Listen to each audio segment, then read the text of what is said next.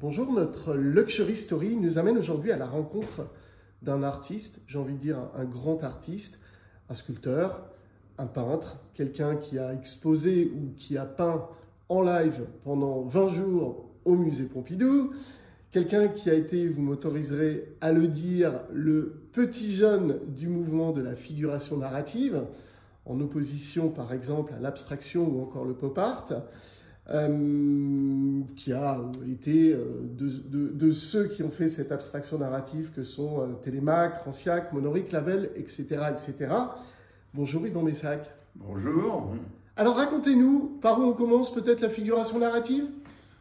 La figuration narrative, c'est-à-dire moi, quand j'ai à peu près 18-19 ans, je m'intéresse surtout à la culture pop, quoi. Je suis là-dedans, en même temps j'ai grandi à Nanterre, donc je suis vachement sensible aux événements sociaux et politiques. Je regarde ce qui se passe autour de moi et c'est le moment, en 1967, où se crée à Paris, au Musée d'Art Moderne de la ville de Paris, le première section qui s'appelle ARC, Animation, Recherche, Confrontation, consacrée à des artistes vivants. La première fois que ça se fait en France.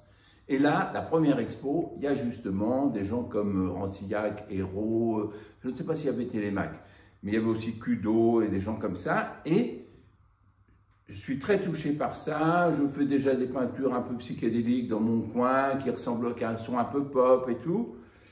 Et je vais à la rencontre de ces gens-là, qui sont mes aînés, qui ont entre 10 à 15, voire 20 ans de plus que moi. D'où le petit jeune. Voilà, et donc, je me retrouve dans ce groupe parce que je leur amène des choses que je suis en train de faire. Ils trouvent ça intéressant. Là-dessus, il y a les événements de mai 68. Moi, je suis étudiant à la fac de Nanterre. Donc, il y a toute une effervescence. Et à Nanterre, je fais une fresque en papier qui fait 10 mètres de long sur 1,50 m de haut. Et je la colle dans les couloirs parce que tout le monde collait un peu n'importe quoi. Et cette fresque est très éphémère, je pense qu'elle a été détruite assez vite. Et en 2018, hop, la fac m'appelle, dit « Est-ce que vous l'avez? On aimerait la recoller pour l'anniversaire, quoi, 50 ans. » Et je ne l'avais pas, heureusement j'avais une maquette qui maintenant appartient à une fondation suisse, qui fait 2 mètres par 40 cm à peu près. Et on l'a scannée, et la fresque existe à l'échelle 1, recollée au même endroit où je l'avais collée il y a 50 ans, quoi. Voilà, donc c'est des petites histoires comme ça, et ça m'a amené tout de suite dans la figuration narrative, assez vite, lié au groupe, et bien même si, évidemment, j'étais le petit jeune, comme on dit. Alors vous avez commencé par la peinture, mais assez vite vous êtes arrivé à la sculpture. C'est-à-dire que, oui, c'est-à-dire qu'au bout d'un certain temps, je comprenais que j'étais dans ce mouvement avec sincérité. Mais malgré tout, la différence d'âge, c'est pas pareil. Un gamin de 20 ans n'est pas un adulte de 30, si je puis dire.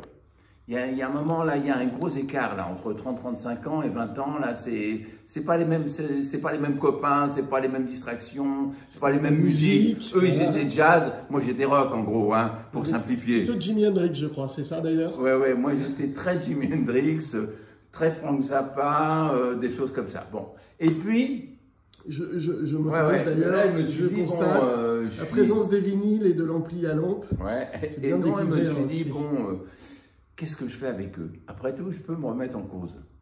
Et là, je dis, j'arrête d'exposer et on va voir ce que je deviens. Et puis, petit à petit, sans le faire exprès, je suis devenu sculpteur alors que je m'étais juré, enfant, de ne pas être sculpteur. Et pourquoi? Parce que je connaissais des sculpteurs, et j'avais vu les mecs, ils avaient des ateliers, du matos, enfin en gros le boulet au pied, le truc, on peut plus rien, on peut pas partir ni en vacances ni ailleurs, t'es là avec tout ton... Et puis il faut beaucoup d'argent pour être sculpteur. Le sculpteur est né libre et partout il est dans les fers. Voilà, exactement. Alors moi je trouvais que la poésie était mieux, quoi, par exemple. Non, je dis ça pour blaguer, mais c'est un peu vrai. Et puis je suis devenu sculpteur, et au début je faisais des sculptures ici, au 4e étage, en carton, mais monumentales, qui ont l'air de sculptures en vrais matériaux. Et très très vite, j'ai eu des commandes, des tas, des trucs, et là il fallait que je sois dans le dur, si je puis dire. Alors donc, j'ai pris mon bâton de pèlerin, je suis allé à Carrare, je parle l'italien, donc c'était une chance, donc je me suis retrouvé là, et puis de fil en aiguille, je me suis mis moi-même à taper dans le marbre, et j'étais devenu vraiment sculpteur, quoi. Au burin pneumatique. Oui, exactement. Et donc, quelques années plus tard, il y avait l'épaule qui allait très très mal. Et donc, je suis revenu progressivement faire de la peinture. D'abord avec des éléments un peu en relief que je pratique encore, ça se voit, bon, qui sont des restes de mes souvenirs de sculpteur. Et puis petit à petit, la peinture a repris le dessus, le mouvement était devenu historique et j'ai été réintégré surtout par la critique d'art et les conservateurs. Comme aujourd'hui, Pompidou vient d'acheter, enfin le centre, une œuvre des années 70, qui a un grand truc de 5 mètres de long. Bon, ils pensent pas, ils disent pas on va acheter une chose récente. Bien que, il semblerait qu'il y en ait une récente qui va bientôt rentrer chez eux. Alors justement, deux choses peut-être un peu nostalgiques de la sculpture. Je sais que vous aimez Monsieur Ferrer et qui nous dit avec le temps tout s'en va. Est-ce que justement ce temps de la sculpture vous manque un peu parce que finalement la sculpture, vous l'avez quittée non par choix mais par devoir peut-être ou par obligation? J'étais un peu par obligation. Mais j'ai toujours mon atelier et j'ai toujours des grandes sculptures, parce que j'ai fait de la sculpture très librement. J'ai des pièces de quelques tonnes dans mon atelier à Sens, là, que j'ai faites parce que j'avais envie de les faire. D'accord. Mais non, j'ai une nostalgie, oui, parce que j'aimais ça. Mais au fond, du point de vue de l'expression même, je suis aussi heureux à faire ce que je fais aujourd'hui, que ce que je faisais avec du marbre. Et peut-être qu'aussi, ça me rend d'autant plus libre, et c'est donc une chose qui est intéressante. Et là, par exemple, j'ai des maquettes de petites sculptures qui ne sont pas destinées à être en marbre du tout. Ça, c'est destiné à être des constructions en acier, tout ça, ça veut dire des choses qu'on fait, disons, industriellement. C'est pas moi qui vais les réaliser, ça se réalise des choses qui sont destinées à faire quelques mètres de haut. Et alors, donc, la sculpture n'est pas si étrangère, mais je suis aussi dans la peinture en même temps. Et j'ai toujours... Donc, elle reste dans votre esprit? Voilà, elle reste dans mon esprit. Très bien. Bon, c'est Platon d'ailleurs qui disait la plus grande victoire est la victoire sur soi. Donc, vous avez gagné. Peut-être. Dites-moi ce que j'ai gagné, après je vous dirai si c'était vrai. Bon, alors justement, on parlait de Pompidou. Peut-être en une petite minute, racontez-nous ces 20 jours en live au musée Pompidou. Ah ben ça, c'était une véritable aventure. J'avais un projet et j'en ai parlé à des responsables de Pompidou. Ils m'ont dit, oui, on peut faire en bas, dans la partie là qui est juste un petit peu en contrebas, enfin l'étage en dessous là, de l'entrée, hein, où il y a de vastes espaces. Donc ils m'ont laissé faire ça tranquillement et je pouvais accueillir... de la librairie. Voilà, en dessous de la librairie. En dessous de la librairie, d'accord. On pouvait accueillir du public très facilement qui venait. Et au fond, oui, j'ai fait une pièce alors, qui fait 6 mètres de long par à peu près 2,50 m de haut et qui n'est pas rectangulaire. C'est-à-dire c'est une sorte un tableau un peu compliqué, donc assez proche d'une sculpture au fond, dès qu'il y a une vraie forme. Avec des liens entre eux, hein, quand même, qui se... Et un truc, et qui est comme une sorte de danse. C'est-à-dire qu'il y a deux personnages, et ça s'appelle l'amour à cloche-pied, parce que ça s'inspire d'une sculpture du Bernin, l'enlèvement de Proserpine. Et dans l'enlèvement, Neptune est là, il emmène Proserpine, c'est une sculpture en marbre. En marbre, le marbre, malgré tout, il y a des fragilités. Il apprend, il y a un élan, mais s'il était uniquement sur sa jambe, eh ben, le poids de l'ensemble briserait ce support. Donc, comme dans beaucoup de sculptures, le long des jambes, soit pour les chevaux, des trucs comme ça, il y a par hasard une souche qui est là, donc qui fait que ça renforce tout près. Donc là, il y a ce phénomène-là. Et donc, je m'étais dit, là, il emporte, et il est à cloche-pied, mais il y a toujours quelque chose qui cloche dans l'amour, quoi. C'est ça, un peu ça. Et donc, j'aimais cette histoire. Alors, donc, j'ai fait le personnage central, vraiment inspiré de la sculpture du Bernin, et le reste sont des dessins beaucoup plus libres qui reprennent et qui suivent un peu le rythme du tableau, qui est un tableau donc comme s'il était, il avait une forme un peu complexe, mais très rythmée. Donc c'était une façon de retrouver la musique, quoi. Et ça a duré 20 jours, mais ça a surtout été l'occasion de rencontres, quoi. Les gens venaient, moi je travaillais. En fait, au bout de 5-6 jours, j'avais fini, curieusement. C'était du partage, en fait. Ouais, ça. Et puis, j'étais là tous les jours et on discutait. Il y a des gens qui venaient. Il y a un danseur qui est passé. Et alors, après, il voulait que je danse avec lui. Donc, on a fait quelques photos qui restent un peu comiques. Voilà. Bon, parce que j'ai plus la forme pour faire ça. Alors justement, j'aimerais parler d'un autre sujet que sont les bas-reliefs. Je crois qu'une dame vous a aussi amené à repenser peut-être ou à penser le bas-relief, une fille d'un autre sculpteur. Alors oui, ça c'est vrai, mais est-ce que vous voulez en voir un? Bah, avec plaisir. Alors je vais le chercher. Alors allez le chercher. C'est ça. Alors, suivant comment la lumière se présente, évidemment, on voit le relief ou pas. Hein. Ouais. C'est pour ça que j'essaie de l'orienter différemment. C'est donc le portrait d'Hervé Télémaque, qui est un des fondateurs de la figuration narrative, que ça ne s'appelle pas Portrait d'Hervé Télémaque, ça s'appelle Punch Punch. Mais parce que je leur ai donné des titres. Et là, le portrait fait à peine 2 cm d'épaisseur. Il est fait en polystyrène taillé, puis recouvert de papier que j'avais peint préalablement et qui imite une sorte de tressage. Et moi, je m'étais dit, peindre des portraits, c'est un peu empailler les gens. Enfin, une sorte de taxidermie, quoi. Mais je ne me suis pas permis d'utiliser tel terme pour les titres, parce que ça aurait été un peu désobligeant, mais c'était un peu l'idée. Et donc, j'ai fait pour chacun des couleurs, des choses comme ça. Hervé Télémaque nous a quittés il y a maintenant presque, plus si c'est 1 ou 2 ans peut-être, déjà, ça passe vite. Et voilà, j'ai commencé par faire ça, c'est une sorte de nostalgie de la sculpture. Je ne sais pas si on le voit bien, parce que c'est vrai que la lumière des fois... On le voit. Voilà. Mais je le tourne un peu pour qu'on se rende compte voilà, de comment c'est. Voilà, voilà, c'est un personnage qui est un peu penché. C'est un tout petit... Et vous faisiez allusion au sculpteur, la fille d'un sculpteur un peu connu, qui est Landowski, qui est d'une autre époque, c'est l'époque des années 40. Et sa fille, qui était déjà une dame âgée, quand j'ai commencé ces choses-là, m'a dit, mais le bas-relief, c'est pas du tout de la sculpture, c'est du dessin. Et donc j'avais appris comme ça auprès d'elle, puisque moi je n'ai pas une formation en fait de vrai plasticien, j'avais appris auprès d'elle qu'il ne fallait pas penser que c'était une sculpture écrasée avec le bas-relief, mais au contraire quelque chose comme un dessin où on creusait pour donner du relief, mais comme une impression, comme dans un dessin, on noircit pour faire plus profond et on laisse clair ce qui vient devant. Donc il y a des niveaux qui ne sont pas respectés au total, mais qui rendent l'impression d'un... Voilà, c'est donc très proche de la peinture plus que de la sculpture. Alors, peut-être quelques mots sur, finalement, quels sont des éléments qui reviennent. Alors, c'est difficile de vous caser par rapport à certains artistes dans un univers bien particulier, de par justement tout ce que vous avez pu faire dans des univers aussi différents de l'art. Mais comment on pourrait définir un peu Yvan Messac? Est-ce qu'on peut parler de couleurs déjà?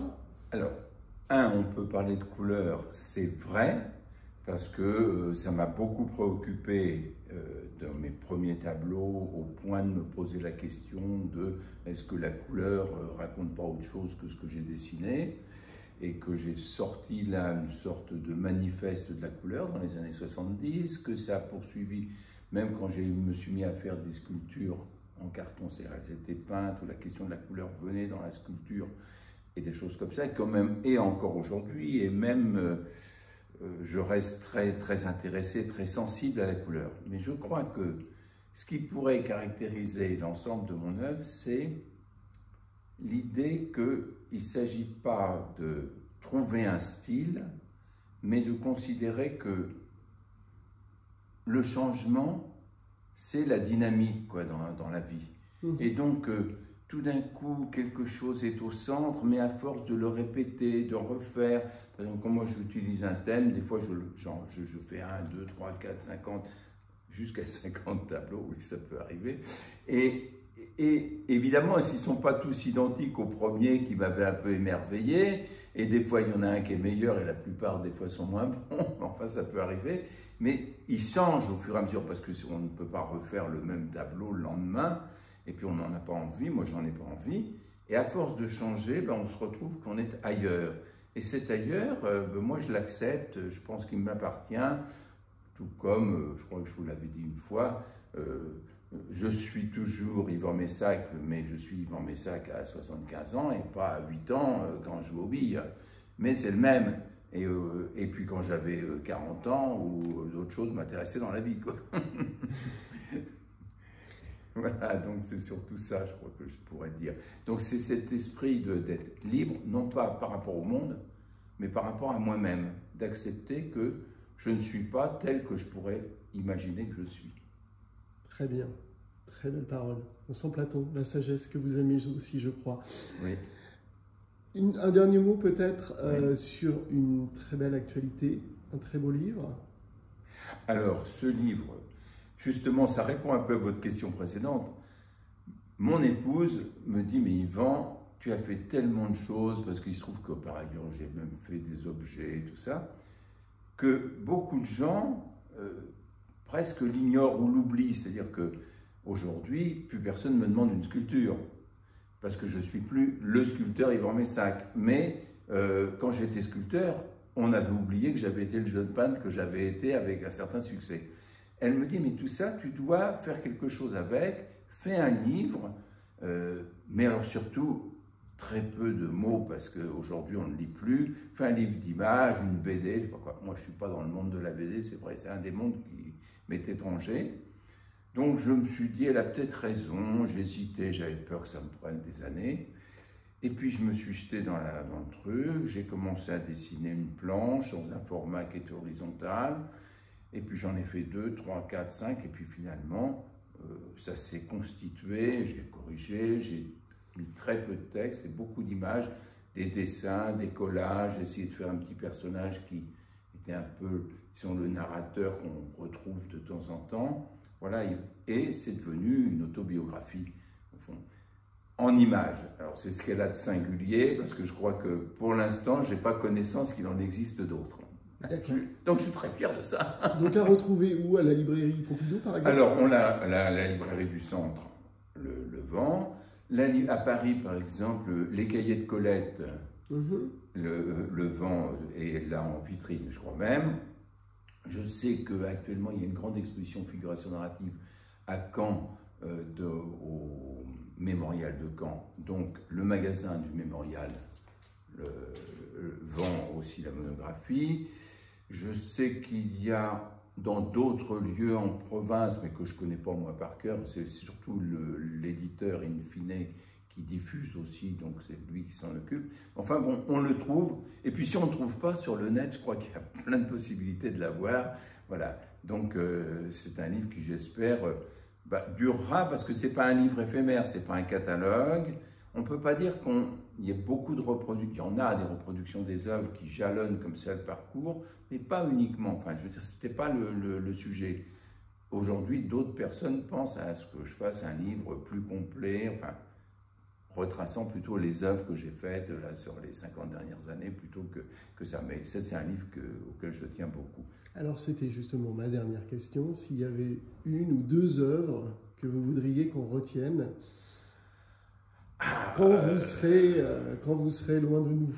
Ah bah quand lesquelles seraient-elles? Alors, c'est très difficile à dire. Je ne sais pas si c'est celle que j'aimerais, mais il y en a quelques. J'ai la chance qu'il y en ait au moins 2, 3 peut-être, qui sont déjà connus ou reconnus, quoi.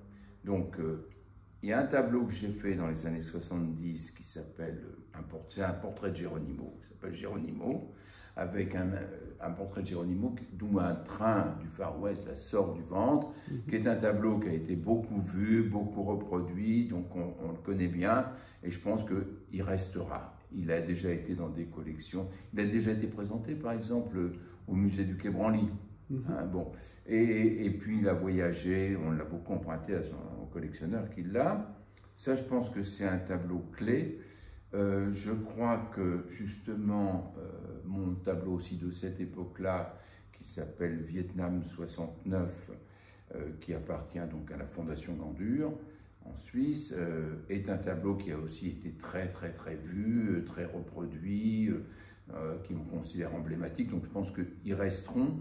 Et puis alors pour le reste, c'est compliqué parce que je dirais, j'ai pas le recul. Là, il y a un recul historique qui me permet de dire, je peux être détaché et me dire, bon, j'aimerais qu'il en reste quelques autres. Non, mais je pense que par exemple, si la fac de Nanterre prend soin de la fresque en papier, peut-être qu'elle restera. Et puis dans les œuvres récentes, il y en a qui sont déjà dans des musées. J'ai une œuvre, oui, elle n'est pas si récente que ça. je cherche, j'ai des sculptures, j'ai pas mal de sculptures en carton qui sont dans les collections nationales. Peut-être l'une d'entre elles pourrait faire son chemin, on ne sait pas. Très bien.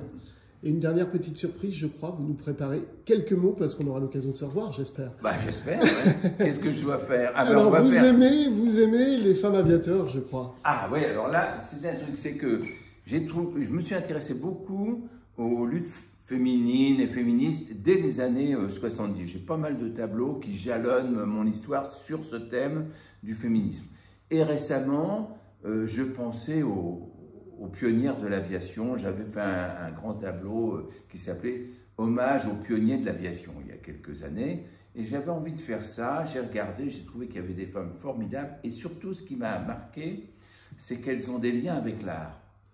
C'est-à-dire, bon, par exemple, je vous parlais tout à l'heure en aparté, donc de la baronne de La Roche, en fait, qui s'appelait La Roche et Elisa, et qui était actrice, mais celle qui avait failli avoir le premier brevet français plutôt qu'elle, quelques jours plus tôt, mais pour d'autres raisons elle ne l'a pas eu, s'appelait Madame Pelletier, et elle était sculpteur. Et puis, je vous parlais là tout à l'heure de Harriet Quimby, qui est une Américaine qui a traversé la Manche en 1911, eh bien, elle était scénariste de films. Alors, tout ça, voir que l'aventure, disons, d'aéronautique, enfin de l'aviation, était parallèle à une aventure artistique, c'est-à-dire une sorte de forme de création, ça m'intéressait beaucoup. Et évidemment, donc j'ai commencé à me fouiller, à regarder, à connaître ces différentes femmes et à faire des tableaux à partir de ça. Au début, j'étais très concentré sur l'idée de l'hélice qui, par sa rotation, pouvait entraîner les couleurs. Je me disais que ça pourrait faire comme une fête. Et puis, petit à petit, ça se transforme.